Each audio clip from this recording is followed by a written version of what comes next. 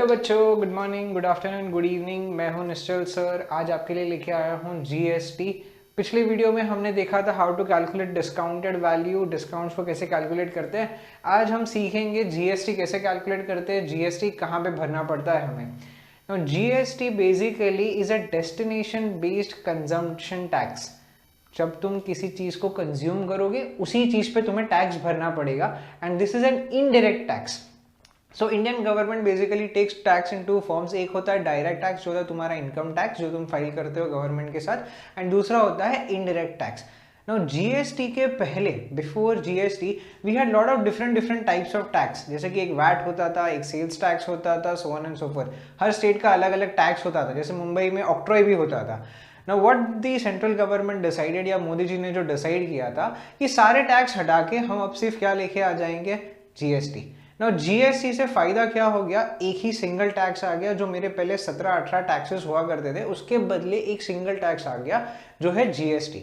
Now GST का full form होता है गुड्स एंड सर्विस टैक्स। मतलब तुम कोई भी गुड्स खरीदो या कोई भी सर्विसेज का इस्तेमाल करोगे, you need to pay government a part of the money that you are paying the service provider या the goods provider.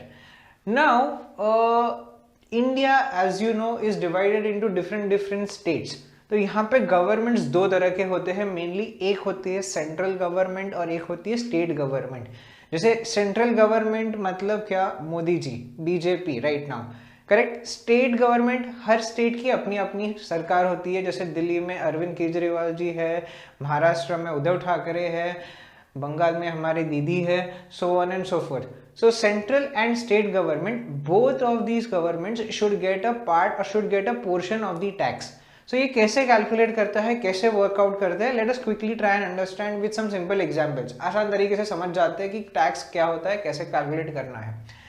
Example, first of all शुरू करते हैं with intra state movement. Intra state movement से शुरू करते हैं। Intra state movement, intrastate movement.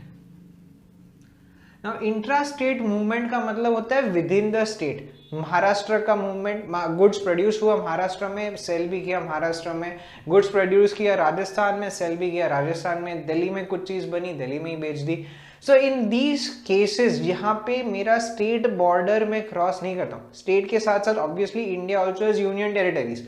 तो जो रूल्स स्टेट के लिए लागू होते हैं वही सारे रूल्स मेरे लिए यूनियन टेरिटरीज के लिए भी लागू हो जाएंगे।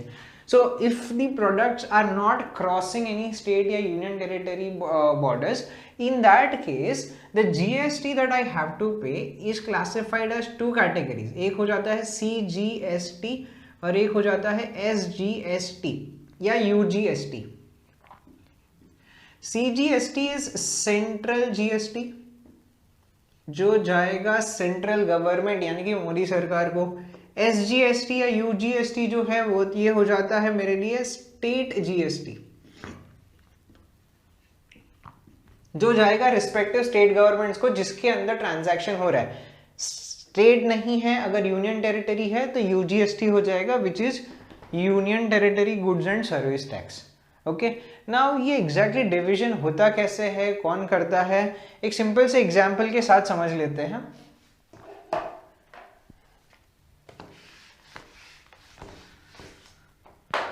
Supposedly Chintu purchases a cricket bat। Cricket का बड़ा शौक था मुझे बचपन में। Cricket bat for ₹2000।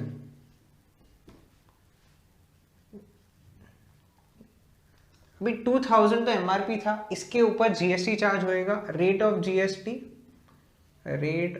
GST is let's say 12%।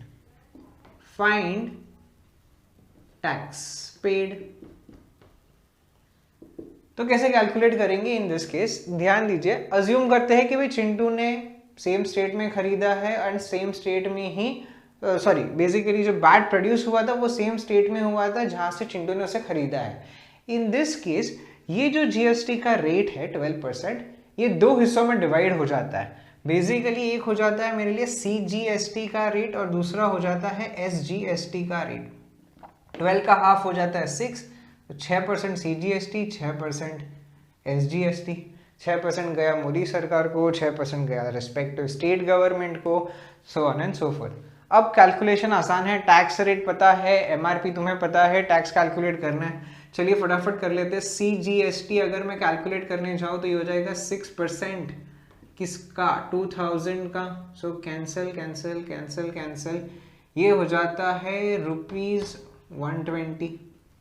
Okay, same way SGST calculate करते हैं तो SGST आई थिंक वापस से हो जाएगा 6% किसका, 2000 का। कैंसिल कैंसिल कैंसिल कैंसिल, कितना हो गया, 120 रुपया। सो टोटल टैक्स जो तो चिंटू को भरना पड़ेगा वो हो जाएगा, total tax can I say would be 120 plus 120 which would be equal to ₹240। तो इसका एक बार अच्छे से समझ लेते हैं, इसे एक बार अच्छे से समझ लेते हैं। ये 120 रुपीज जो है ये सेंट्रल गवर्नमेंट को डायरेक्टली चले जाएंगे when I am paying CGST। बाकी बचा 120 जो है ये स्टेट गवर्नमेंट के पास जाएगा। तो GST का रेट तो था 12% ही, but there was a bifurcation in the tax required. और ये टैक्स का बाइफर्केशन कब होता है, जब मेरा स्टेट बॉर्डर क्रॉस नहीं करते हैं। अगर स्टेट बॉर्डर क्रॉस करते हैं, there is an inter state movement. देखिए अभी तक क्या था, इंट्रा स्टेट था, इंट्रा मतलब विद इन। अगर मैंने इंटर स्टेट किया, जैसे इंटर स्कूल कंपटीशन होते हैं तुम्हारे, वैसे ही अगर इंटर स्टेट, एक स्टेट से दूसरे स्टेट में जाना है, in that case I will talk about this third option which is IGST, जिसको बोलते हैं integrated goods and service tax. So चलिए एक नजर डालते हैं integrated goods and service tax में क्या होता है। Now what happens, supposedly assume करो कुछ गुड्स है जो बन रहे हैं दिल्ली के अंदर एंड जा रहे हैं पंजाब में। Now when goods cross from Delhi to Punjab, अब कंफ्यूजन क्रिएट हो जाता है कि भाई टैक्स कौन सी स्टेट गवर्नमेंट को दिया जाए, क्योंकि प्रोड्यूस हुआ था शायद दिल्ली में लेकिन सेल्स हुआ पंजाब में। In this case there is a case for conflict to arise, जहाँ पे स्टेट गवर्नमेंट बोलेगा मुझे दे दो, दिल्ली पंजाब बोलेगा मुझे दे दो, दिल्ली बोलेगा मुझे दे दो। So in these cases what happens is, central government बोलता है कोई नहीं लेगा, सिर्फ टैक्स मैं कलेक्ट करूंगा। So what central government does is it collects all the GST, किसके पास चले गया, सेंट्रल गवर्नमेंट के पास, and according to pre decided ratios ये सेंट्रल गवर्नमेंट बंटवारा करता है कि दिल्ली को कितना जाना चाहिए या पंजाब को कितना जाना चाहिए। ओके, सो देता दोनों को ही है, बिकॉज ऑब्वियसली एक में प्रोड्यूस हुआ है दूसरे में सेल हुआ है, तो whatever according to the conditions the tax gets distributed between the state governments. Okay, चलिए एक बार समझते हैं with the help of a simple example. Supposedly Pintu purchases a school bag produced in MP, Madhya Pradesh में produce हो रहा है, produce in MP, एंड where does he purchase MP? At rupees let's say 3000 रुपए का बैग खरीद लिया, tax rate is let's say 12%, okay, and Pintu lives in Kerala.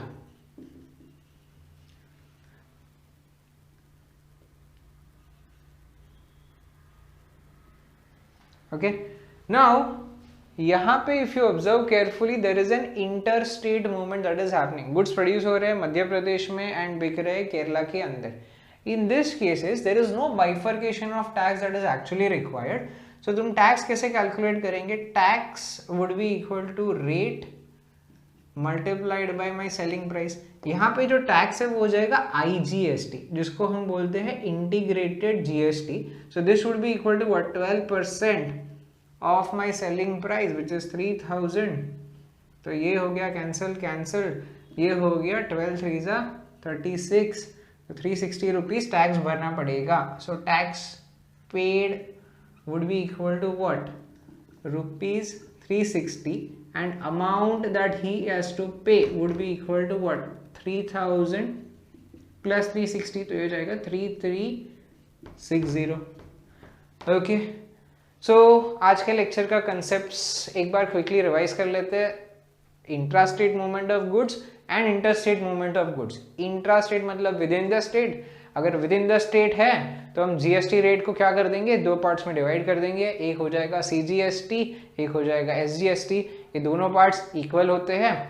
अगर if it's an inter state movement then कोई CGST नहीं, कोई SGST नहीं, सिर्फ आईजीएसटी अप्लाई करेंगे. तो जो जीएसटी का रेट दिया रहेगा वही मेरा आईजीएसटी का भी रेट होएगा. I hope CGST, SGST and IGST आज के लेक्चर के बाद तुम सबको समझ में आ गया हो. सो अगले लेक्चर में हम पढ़ेंगे what is input credit. Thank you.